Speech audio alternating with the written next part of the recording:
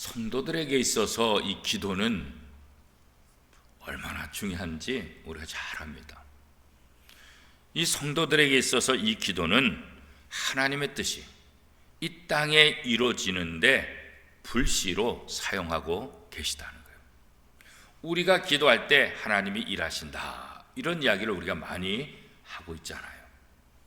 우리가 기도하면 하나님께서는 우리의 기도를 들으시고 우리의 기도를 통해서 하나님의 뜻을 이루시기 위해서 하나님께서 하실 수 있는 모든 방법들을 동원해서 우리를 도우신다. 그래서 우리 성도들이 기도하는 것은 이 땅에 하나님의 뜻을 이루는 하나의 불씨다, 그런 거예요. 우리가 불씨를 살린다, 이거 굉장히 중요하잖아요, 그죠? 이스라엘 백성들이 제단에 불을 꺼트리지 말아라. 이 불을 꺼트리는 것 자체가 굉장히 이스라엘 백성들에게는 커다란 죄악처럼 느껴져서 성전의 불을 꺼트리지 않는 것. 이 성전의 불은 어떻게 보면 우리가 기도하는 것과 같다. 우리가 기도를 쉰다는 것은 마치 죄를 짓는 것과 같다. 기도는 숨을 쉬는 것과 같다.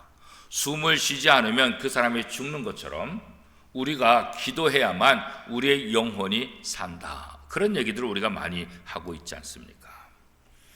하나님은 이스라엘 백성들 여러 가지 어려운 상황 속에 있을 때 그 이스라엘 백성들을 돕는 방법이 어떤 거냐? 하나님의 사람들을 통해서 기도하게 하시는 거예요.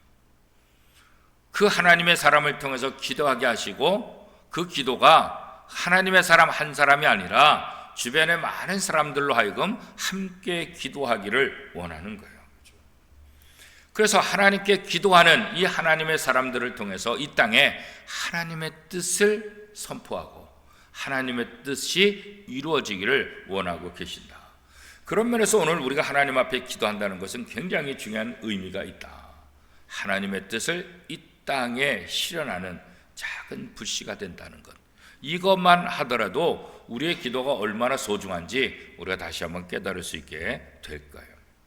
특별히 이 다니엘은 이스라엘 백성들이 바벨론의 포로로 붙잡혀가 있는 동안에 활약했던 선지자예요. 그러니까 포로 생활을 하고 있는 이들에게 있어서 사실 어떻게 보면 선지자 역할이 미미하잖아요. 너무나 힘들잖아요. 지금 소망이 안 보이잖아요.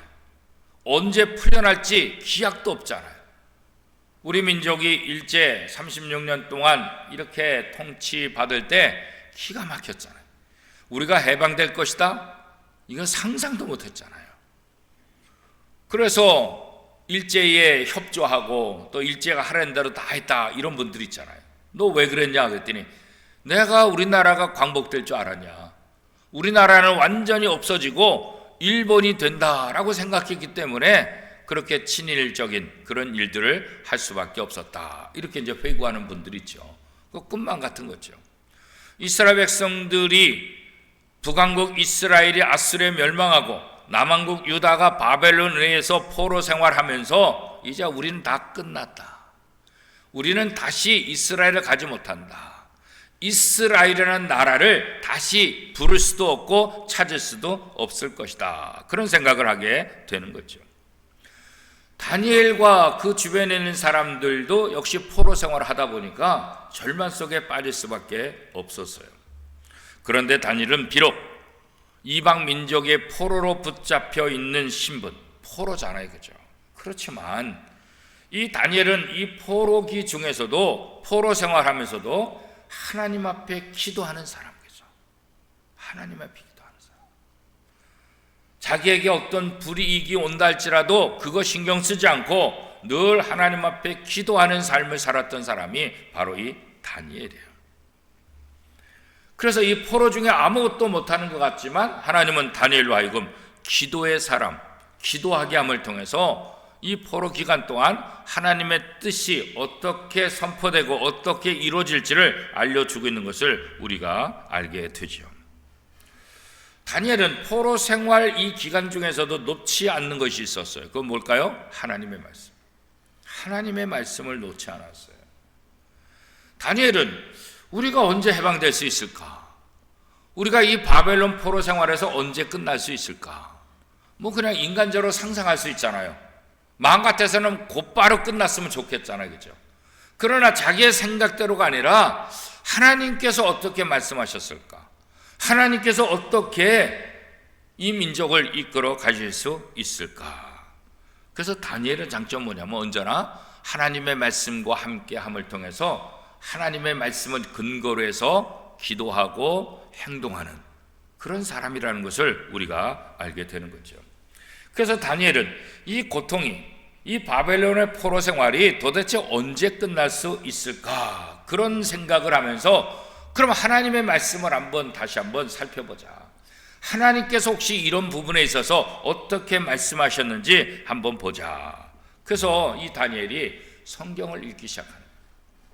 그런데 그 당시 두루마리 성경 예레미야서를 읽게 되는데 그 예레미야서를 읽다가 하나님께서 예레미야 선지자를 통해서 말씀하셨는데 이 포로 생활이 영원히 가는 것이 아니라 70년이면 끝난다고 하더라. 이것을 깨닫게 되는 거예요. 그러니까 자기의 상상이 아니라 무엇을 통해서요? 하나님의 말씀을 묵상하다가 하나님의 말씀을 통해서 이 바벨론 포로 생활이 70년이 차면 다 끝난다. 자, 오늘 본문 다니엘 9장 2절 말씀 우리 같이 한번 읽도록 하겠습니다. 곧 그 통치 원년에 나 다니엘이 책을 통해 여호와께서 말씀으로 선지자 예레미야에게 알려주신 그 연설을 깨달았나니 곧 예루살렘의 황폐함이 70년 만에 그치리라 하신 것이라. 그죠? 말씀을 통해서 찾은 거예요. 말씀을 통해서. 하나님께서 예레미야 선지자를 통해서 이미 말씀하셨구나. 우리가 영원히 바벨론의 포로 생활하는 것이 아니라 70년이 차면 우리가 다시 고국으로 돌아갈 수 있게 될 것이다. 이것을 다니엘이 예레미야서를 읽다가 깨닫게 되는 거예요. 자, 우리가 영원토록 포로 생활이 아니라 70년이 차면은 이게 끝날 것이다. 이것을 하나님의 말씀을 통해서 확인한 다니엘, 이제 어떻게 될까요? 다니엘은 기도하기 시작하는 거예요.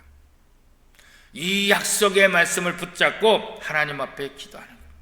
하나님이 이미 예레미야를 통해서 오래전에 약속하신 이 근거를 가지고 기도하는 거예요. 하나님이 응답하시는 기도는 어떤 기도냐? 다른 것 없어요. 하나님의 약속의 말씀을 근거로 해서 하는 기도, 그 기도에 하나님께서 응답하는 거예요. 하나님의 말씀을 의지하고 하는 기도, 이 기도가 하나님 보시기에 가장 아름다운 기도고 가장 합당한 기도다. 가장 거룩한 기도다. 그런 거죠. 그래서 기도의 사람들에게 있어서 가장 중요한 것은 뭐냐면 하나님의 말씀을 묵상하는 거다. 하나님의 말씀을 읽고 연구하는 것, 이것이 바로 하나님의 자녀들, 성도들에게 주어진 특권이다. 오늘 우리도 마찬가지예요. 우리가 어떻게 하면 기도를 잘할 수 있을까? 다른 방법 없어요. 성경을 부지런히 읽고 성경을 잘 공부하면 기도도 잘할 수 있어요. 성경을 모르면서 기도를 잘할 수 없어요. 기도를 잘한다는 건 뭘까요? 하나님이 응답하는 기도를 하는 거예요. 기도를 잘한다는 것은 단순히 말을 잘하는 게 아니에요. 사람들을 감동시키는 거 아니에요. 미사여구를 멋지게 쓰는 거, 그게 기도를 잘하는 게 아니에요. 기도 잘하는 것은 뭐냐면 하나님의 말씀을 근거로 해서 하나님 보시기에 합당한 기도를 하는 것, 그게 바로 진짜 좋은 기도, 진짜 하나님이 원하시는 기도다. 그런 것을 알게 된 거죠. 그래서 사도행전에 보면 이 베레아 사람들은 하나님의 말씀을 연구하는 것을 굉장히 소중히 여겼다. 그렇게 말씀하고 있어요. 사도행전 17장 12절 말씀입니다. 베레아에 있는 사람들은 데살로니가에 있는 사람들보다 더 너그러워서 간절한 마음으로 말씀을 받고 이것이 그러한가 하여 날마다 성경을 상고함으로. 자, 이 베레아 사람들이 굉장히 신사적이다, 신앙이 좋다, 이렇게 소문났는데 그 이유가 뭘까? 다른 것 아니에요. 성경을 읽고 묵상하고. 여기 상고한다 그랬잖아요. 성경을 상고한다. 이것은 뭐예요? 그냥 읽는 정도가 아니라 깊은 연구예요. 이 말씀이 맞는가? 이 말씀의 의미가 뭔가? 이 말씀이 오늘 내게 어떤 의미로 다가오는가? 단순히 읽고 눈으로 읽고 지나가는 것이 아니라 이 말씀의 의미가 무엇인지 더 깊이 연구하는 것, 공부하는 것. 베레아 사람들이 바로 성경을 그런 자세를 가지고 성경을 읽고 성경을 공부했다. 그 사도행전에 보면 이 베레아 사람들이 데살로니가에 있는 사람들보다도 더 훨씬 더 성경에 대해서 많이 읽고 공부한 사람들이다. 이렇게 이제 평가를 하고 있는 거예요. 그래요. 하나님의 말씀 속에서 우리의 문제, 그 다음에 그 문제의 원인이 무엇인가를 발견하고 그 말씀을 통해서 하나님 앞에 기도하는 것, 이게 바로 하나님의 사람, 오늘날 성도들이 해야 될 가장 중요한 일이다. 그렇기 때문에 기도를 하기를 원한다고 한다면 먼저 말씀을 묵상해야 된다. 하나님의 말씀을 묵상하는 것을 제쳐두고 기도만 한다? 그건 올바른 방법이 될 수 없다는 거예요. 하나님의 말씀 없이 기도한다, 하나님의 말씀 없이 기도 잘할 수 있다, 하나님의 말씀 없이 하나님이 응답하는 기도를 할 수 있다, 그거는 어리석은 생각이에요. 언제나 기도는 하나님의 말씀을 근거로 하게 되고 하나님의 말씀이 중심이 돼야 된다, 그렇게 말하는 거예요. 다니엘이 바로 그런 사람이었다는 거예요. 하나님의 뜻과는 전혀 상관없이 자기의 욕심을 채우는 그런 기도하지 않았어요. 자기의 욕심이 아니라 어떻게 하면 하나님의 뜻이 진짜 이 땅에 이루어지기를 원하는지 언제나 그런 마음이에요. 오늘 우리의 기도를 가만히 보면 자신의 욕심을 위한 기도들이 참 많이 있잖아요. 그죠? 나도 모르게 기도하다 보면 내 욕심을 채우는 기도가 많다고요. 하나님의 뜻을 구하고 하나님께 영광 돌리고 하나님이 기뻐하는 삶을 어떻게 하면 살 수 있을까요? 이것보다도 어떻게 하면 내가 세상에서 복 받을까? 어떻게 하면 세상에서 좀 더 편해질까? 어떻게 하면 세상에서 좀 출세할까? 어떻게 하면 세상에서 그냥 내 욕심과 내 문제들을 해결하는 것, 여기에 다 초점이 맞춰져 있는 것을 보게 돼요. 말씀 없는 기도는 이게 굉장히 위험한 기도가 된다는 거예요. 엘리야 시대에 말씀 없는 기도는 마치 뭐요? 우상 숭배하는 것 같다는 거예요. 우상 숭배. 이방 제사장들이 우상을 숭배하는 것, 그것이 마치 말씀 없이 기도하는 것과 무슨 차이가 있겠느냐 그렇죠. 그래서 잠언 기자는 사람이 율법에 주의하지 않으면 그의 기도가 잘못될 수 있다. 하나님의 말씀에 근거하지 않는 기도는 그 기도가 그릇된 기도, 잘못된 기도가 될 수밖에 없다. 잠언 28장 9절 말씀. 사람이 귀를 돌려 율법을 듣지 아니하면 그의 기도도 가증하느니라. 그러니까 하나님의 말씀을 잘 읽고 하나님의 말씀 들어야 되지. 하나님의 말씀에 귀를 기울이지 않으면 뭐라고요? 가증한, 그 기도도 가증, 잘못된 기도를 할 수밖에 없다. 그렇게 이야기하고 있는 거죠. 그렇기 때문에 오늘 우리가 기도하는 거 굉장히 중요해요. 기도는 하나님의 뜻을 이 땅에 선포하는 마치 불씨와 같은 거다 그랬잖아요. 그래서 기도는 중요한 거예요. 그런데 이렇게 기도가 중요하기 때문에 우리가 어떻게 돼요? 내 욕심대로 기도하면 안 된다. 언제나 하나님의 말씀에 근거를 두고 하나님의 말씀에 귀를 기울이면서 기도를 해야 된다, 그런 거죠. 그래서 오늘 내 기도가 하나님이 받으실 만한 기도냐, 내 기도가 거룩한 기도냐, 정말 그런 기도가 되기를 원한다고 한다면 어떻게 해요? 하나님의 말씀을 가까이 하는, 그것을 경건한 삶이다, 그런 거예요. 경건한 삶은 다른 거 아니에요. 하나님의 말씀을 가까이 하고 하나님의 말씀대로 삶을 실천하는 것, 그게 바로 경건한 삶이다, 이렇게 얘기할 수 있는 거예요. 하나님은 마음이 가난하고 통회하는 사람들, 그런 사람들을 가까이 하신다. 이건 뭐겠어요? 자기의 죄를 회개하는 사람, 자기의 잘못을 인정하는 사람, 그렇게 자기의 죄를 아파하면서 하나님 앞에 통회하며 회개하는 자, 그런 사람들의 기도를 하나님께서 들어 응답해 주신다, 그런 거죠. 다니엘은 이 예레미야서를 읽고 연구하면서 아하, 이 바벨론 포로 생활이 70년 만에 끝나는구나, 그 이유를 발견했잖아요. 그죠? 그러면서 왜 그러면 이스라엘 백성들이 이렇게 바벨론 포로 생활을 하게 되냐? 다른 것도 없어요. 이스라엘 백성들이 하나님 앞에 하나님의 말씀을 저버리고 우상을 숭배했기 때문이다. 여기 오늘 본문 말씀에 보면 이 이스라엘 백성들이 하나님의 말씀대로 살지 못했다는 것, 그것을 쭉 설명하고 있죠. 자, 우리 6절 말씀 같이 한번 볼까요? 5절, 6절, 7절 같이 한번 읽어보겠습니다. 5절, 6절, 7절이요. 시작. 우리는 이미 범죄하여 패역하며 행악하며 반역하여 주의 법도와 규례를 떠나싸우며 우리가 또 주의 종 선자들이 주의 이름으로 우리의 왕들과 우리의 고관과 조상들과 온 국민에게 말씀한 것을 듣지 아니하였나이다. 주여, 공의는 주께로 돌아가고 수치는 우리 얼굴로 돌아오미 오늘과 같아서 유다 사람들과 예루살렘 거민들과 이스라엘이 가까운 곳에 있는 자들이나 먼 곳에 있는 자들이 다 주께서 쫓아내신 각국에서 수치를 당하였사오니 이는 그들이 주께 죄를 범하였음이니이다. 그러니까 이스라엘 백성들이 왜 이런 고통의 삶을 사느냐? 다 우리의 죄 때문입니다. 우리의 죄 때문에 이런 고난, 우리의 죄 때문에 이런 아픔들을 지금 우리가 갖고 있는 것입니다. 이렇게 자신의 죄를 자복하고 회개하는 그런 모습을 갖게 되는 거죠. 그래서 다니엘은 하나님 앞에 먼저 회개하기 시작하는 거예요. 자기 자신의 범죄만을 회개한 것이 아니에요. 우리 왕들과 우리의 고관들과 조상들에게 그들이 하나님의 말씀대로 살지 못한 것, 이것이 다 우리의 죄입니다. 다니엘은 자신의 죄뿐만 아니라 공동체를 위해서 함께 기도합니다. 그 공동체의 죄악이 바로 나의 죄악입니다. 그 공동체의 죄악은 하나님, 이거 나하고 상관없어요.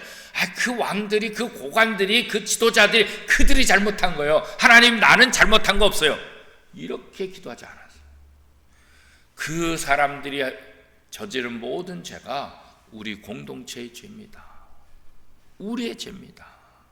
우리가 주께 범죄했습니다. 우리가 주께, 이게 중요한 거예요. 하나님, 나는 괜찮아요. 저 녀석이 죄를 졌어요. 저 녀석이 문제예요. 이게 아니라고.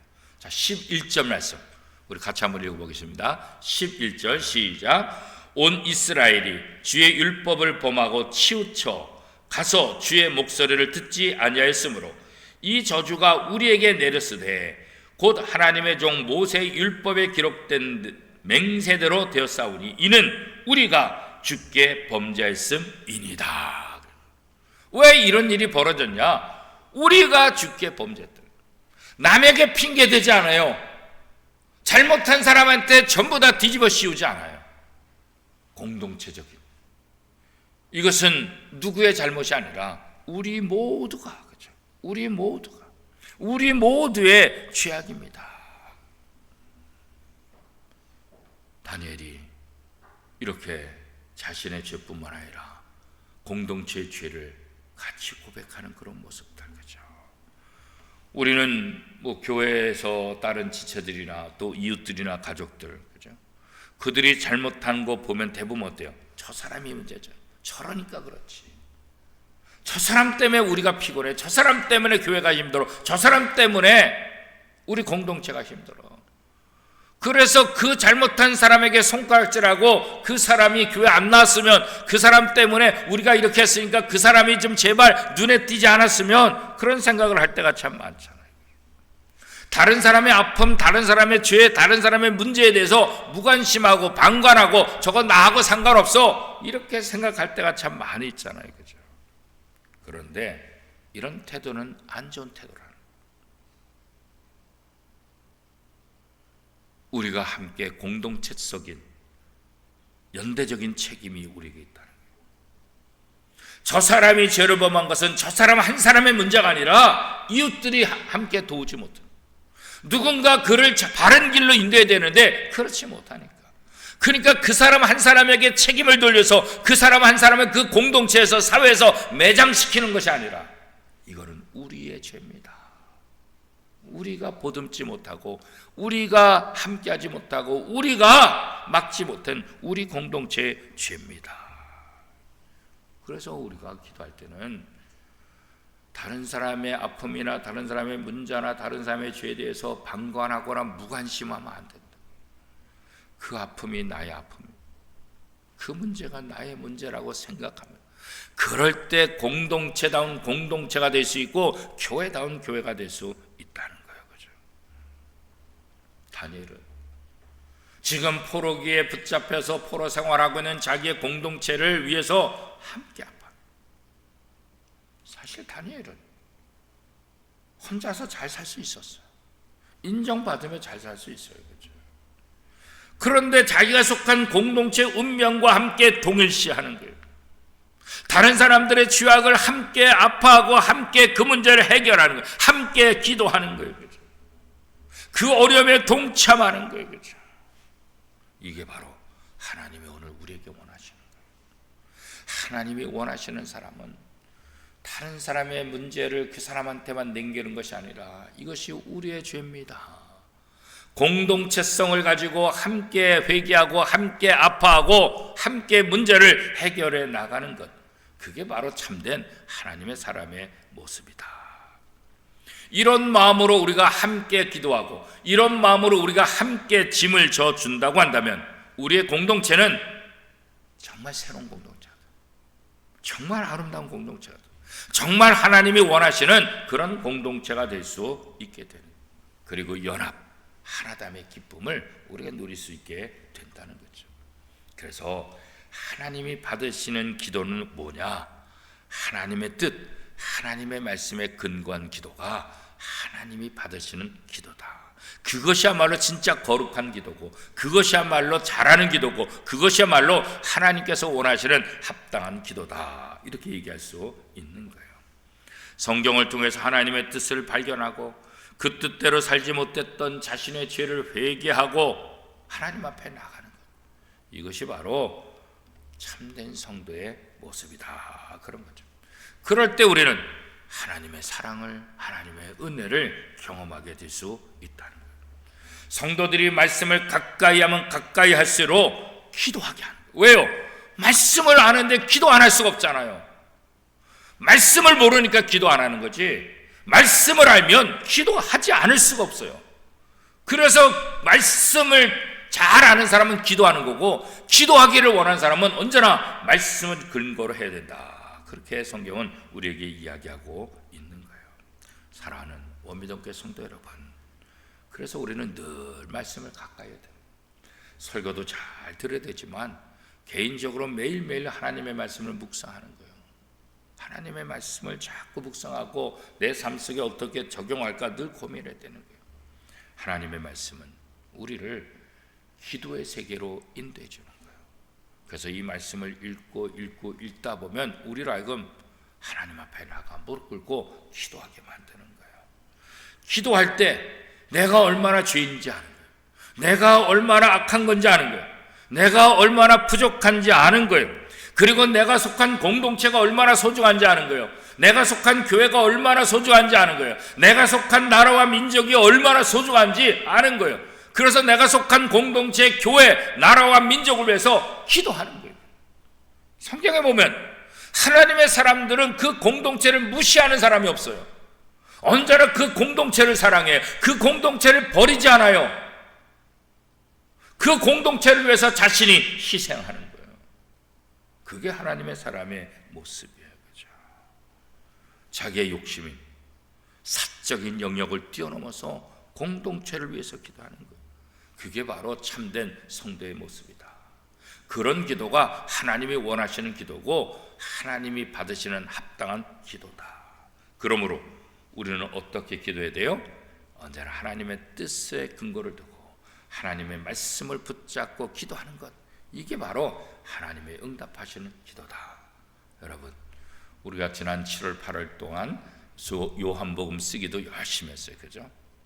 또 성경 쓰기도 지금 계속해서 하고 있고, 또 매일같이 우리 온 성도들이 성경을 읽는 그런 분량들을 주보에다 넣어서 매일매일 성경을 함께 읽읍시다. 그렇게 했다고. 왜 이렇게 소중하냐?